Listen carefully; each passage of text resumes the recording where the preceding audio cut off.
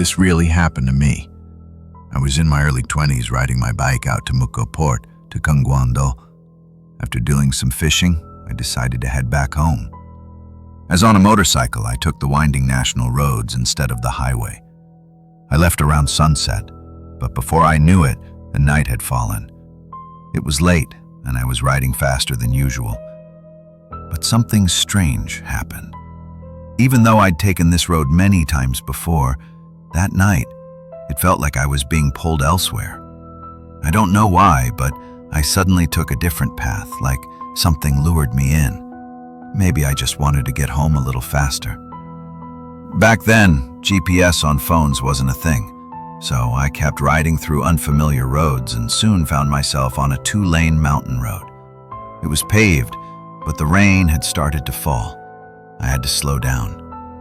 As I kept riding, a chill ran down my spine. That strange, cold feeling, the kind that makes your skin crawl. I ignored it and kept going. After all, there was a car ahead of me and I wasn't alone. Then I saw a sign I'd never seen before. Yeyu Goge, Fox Pass. I rode on for another 5 minutes and came to a sharp curve. I slowed down, not wanting to slip on the wet road. The car ahead of me drifted further out of sight as I took the turn carefully. And then, within just 5 seconds, that car disappeared. Gone, just like that. It didn't make sense. There was only one road, and I was right behind it. But the car just vanished. I pulled over. Maybe it crashed. Maybe it went off a cliff. I looked around. Nothing. No crash, no trace. I felt another chill run through me. I muttered to myself, what the hell was that? Then I got back on the bike and kept riding down the mountain. But then, something wasn't right. I was going downhill, but now the road was going uphill again. That wasn't possible. I had just come down. And worse, this uphill road, it looked exactly like the one I came down from, like I was stuck in a loop. Panic started to creep in. 5 more minutes passed, and then another sign. Yol Goge, again. Fox Pass. Are you kidding me? I cursed out loud, trying to shake the fear. I hit the throttle and sped through the winding road as fast as I could. And once again, I saw that same sharp curve, the one where the car vanished. The rain made it impossible to go fast, so I slowed down again. And that's when it happened. In my headlight beam, a boy, maybe elementary school age, middle school.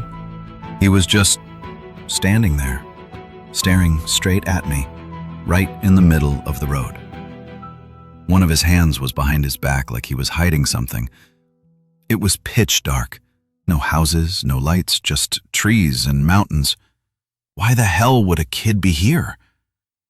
Something about it was wrong. Deeply wrong. Every hair on my body stood up like needles. As I passed the boy, I saw his face. He was smiling, with his head down. But that face, that was not a human face. People don't have teeth like that. Those teeth were sharp, animal-like, and too many. Half his face was just teeth. I sped past, glancing back in my side mirror, and then I saw it. That thing. It dropped down on all fours and started chasing me like a beast. I twisted the throttle so hard I felt pain through my gloves. I screamed as I pushed the bike to its limit, and finally I saw lights. It was a small village. I pulled over in front of a tiny old grocery store. I ran inside, grabbed a water bottle from the fridge, and drank it without thinking. I was shaking. My face had gone pale. My hands were trembling as I lit a cigarette. That's when the owner, an elderly woman, came up to me. "Where are you headed, young man?" she asked. I flinched. Home. I need to get home." She looked at me for a moment and said, "Why don't you stay the night here?" I don't have any money for lodging," I replied. She sighed and said, "The sun will rise soon. Just wait until it does." So I asked her about the road I just came down, about the vanishing car, about the boy with the inhuman smile. And what she said froze my blood. "If you leave before the sun comes up, you'll see it again," she continued. "That thing is waiting for the lights of this shop to go out." Terrified, I followed her into the store and locked the doors behind us. I waited until dawn. Eventually, I got home. Later, I searched online to see if Yaogoge was a real place. I found nothing. So, then, where the hell was I that night? Was that really a boy? Or was it a fox in human skin? And is it still waiting out there, in the dark, for someone else to take the wrong road?